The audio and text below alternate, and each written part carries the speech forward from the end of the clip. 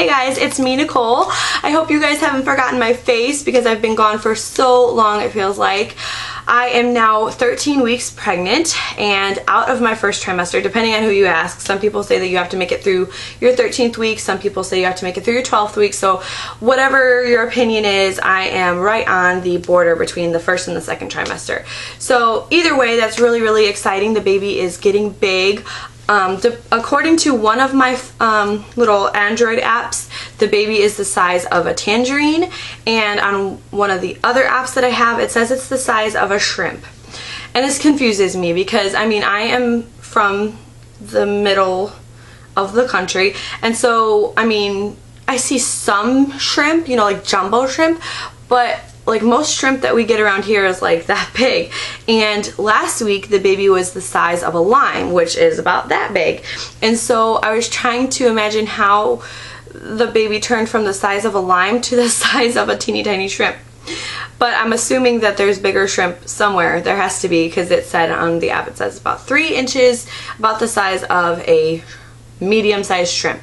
So I don't know, I guess maybe I should be from somewhere closer to the sea to understand what that really means, but I was confused about that. But my other Android app said it was the size of a tangerine, which I related to better. So, and it's crazy to me that the baby is already that big. It's, you know, big enough to hold a tangerine and know that that's how big a baby is.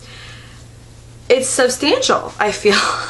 You know, it's not like a baby size substantial, but it's getting bigger. It's gone from, you know, 4, 8, 16 cells dividing to this tangerine sized baby. So that's really cool and really, really exciting.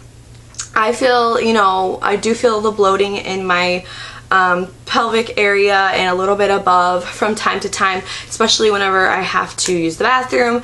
And then there's times when I feel completely normal and it feels weird to me. It's like I don't even feel like I'm pregnant at all.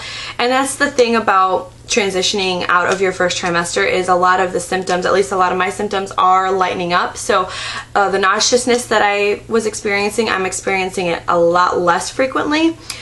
And the fatigue, I'm doing a lot better. I haven't taken a nap during the day in probably about a week. I still get tired pretty early during the evening, but I haven't been taking naps.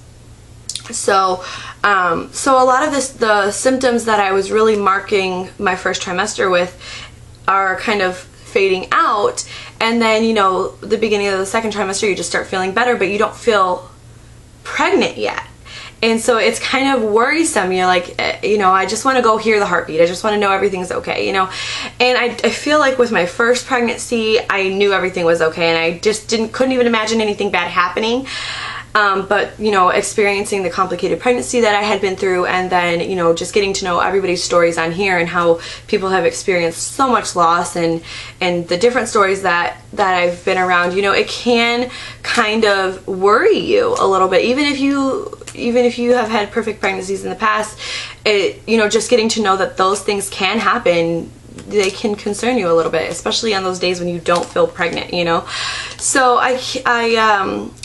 I'm not going to go out and buy a Doppler or anything like that, but it is a feeling where you're just like, I would just like to be able to hear the heartbeat, just so that I can know that the baby's in there, you know, because I don't feel pregnant. I feel normal now, you know. So I can't wait to go and hear that heartbeat again. I go on Monday, not today, but next week.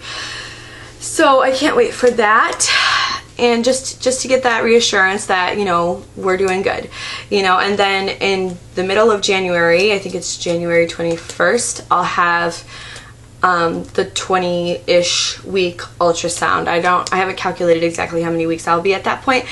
But we are not going to do a normal ultrasound. Our OBGYN wants us to do a level 2 ultrasound, and once we get closer to that, I will explain the difference between a level 2 and a regular ultrasound and what that is.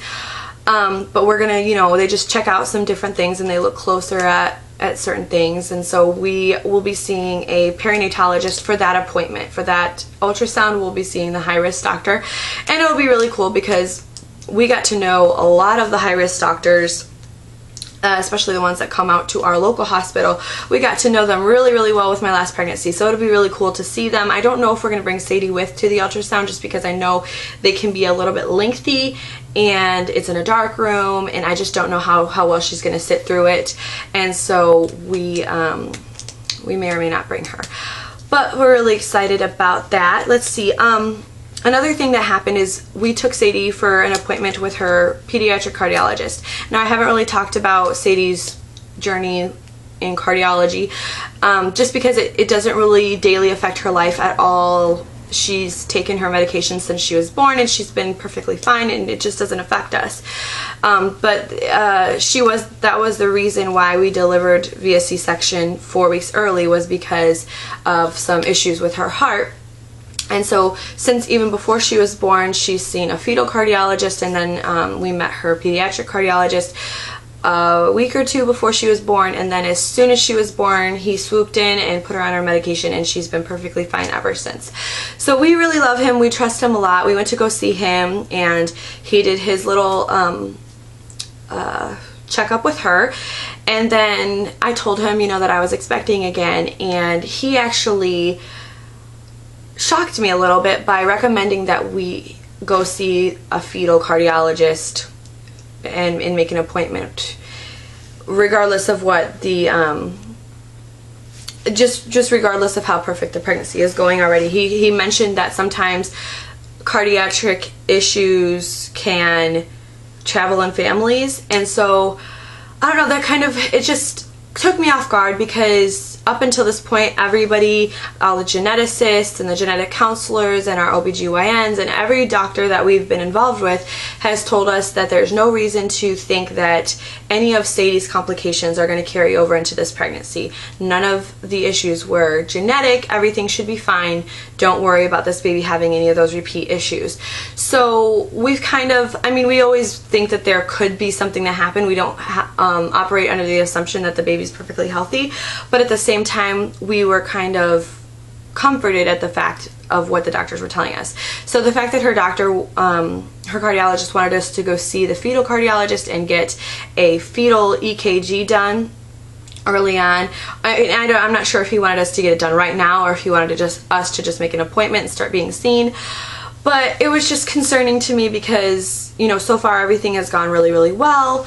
And I mean, of course, early in Sadie's pregnancy, everything was going well too, but it's just like, I don't know, I've had this vision of how I want this pregnancy to go, and how I want it to be completely not 100%, but like, I want it to be a lot less medical. I want it to be a lot less hospitalized. I don't want to be constantly monitored and constantly poked and my blood checked and constantly, you know, having sonograms and things like that. As much as I loved seeing Sadie and, you know, everything that had happened, you know, the ups and the downs and things like that, I just don't want to experience that this time. And I know that you don't have a choice whether you have a complicated pregnancy or not, and I know that if something were to happen and this pregnancy would become complicated, we would do what we have to do, you know. But just to be told, even though everything's going perfectly right now, that he would like me to see a fetal cardiologist and have an infant EKG or a fetal EKG done, it concerned me a little bit. And this is a new technology. I think the only place that I can get one done around here is in Wisconsin. I live in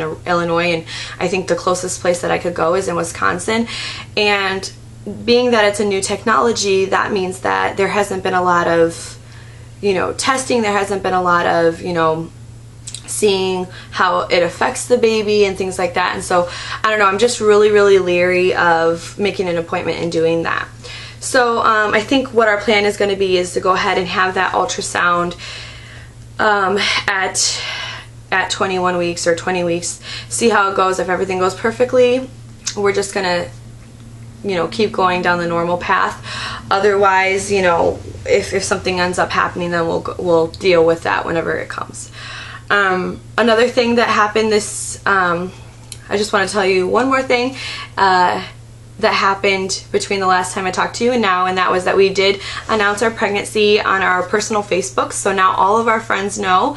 All of our family had already known, but we released it on Facebook, and how we ended up showing it was that we have a big whiteboard that we use for various different things. We wrapped it in craft paper and we wrote on it thankful to be a big sister soon, June 2013, and then Sadie sat up on the couch and we leaned the whiteboard up against it, and so she had a huge smile on and it came out perfectly, and then we posted it on our Facebook the day before Thanksgiving, and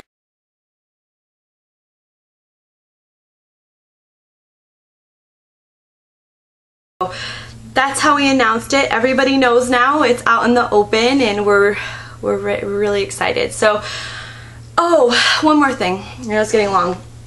People ask me all the time, do you think it's a boy or a girl?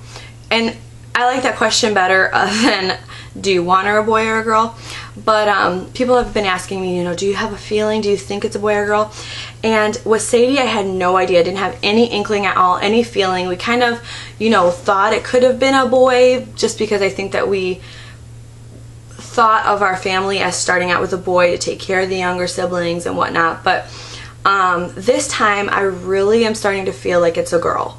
Like every time I envision things, anytime I think about the baby, I just see a girl. I just think of a girl. So I don't know if it's just that I've already experienced what a girl is like, and so I can't imagine life with a boy just yet, or what, but I have this feeling that it's a girl. So we will find that out in January, and I will definitely let you guys know. I don't know if we're going to find out at the actual ultrasound or if we're going to have the ultrasound tech write it down and then we can release it somehow during a gender reveal party. I'm not too sure, but we'll figure that out closer to that time as well. So anyways, I'm sorry for being absent for so long. I'm hoping to get back onto a more regular schedule. I can't make any promises though, because we are going to be right in the middle of moving. We have to move by the 1st of the year, so there's going to be a lot of craziness going on, but maybe I'll just take my camera with me, and you know, you guys will be able to experience that with me. That would be cool too. So either way, I will see you guys soon. So alright, I'll talk to you guys later. Bye.